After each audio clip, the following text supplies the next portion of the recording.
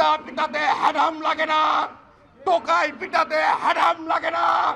মানবিক ছাত্র নেতা হিসাবে, একটি দায়িত্বশীল ছাত্র সংগঠনের নেতা হিসাবে আল্লাহর কসম, আল্লাহ সাক্ষী রয়েছে, ধৈর্য নিয়ে আছি।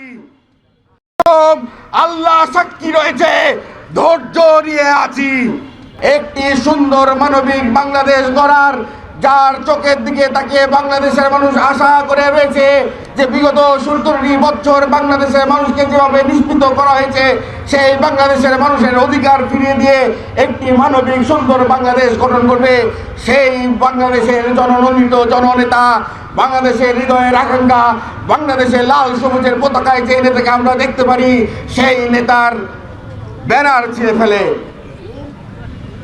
আমরা সুস্পষ্টভাবে বলি, আইনের প্রতি শ্রদ্ধা নিয়ে, বাংলাদেশের জনগণের আকাঙ্ক্ষা প্রত্যাশা নিয়ে রাজশাহী বিশ্ববিদ্যালয়ের শিক্ষার পরিবেশ সুষ্ঠু রাখার জন্য খোদার কসম ধৈর্য ধরে আছি।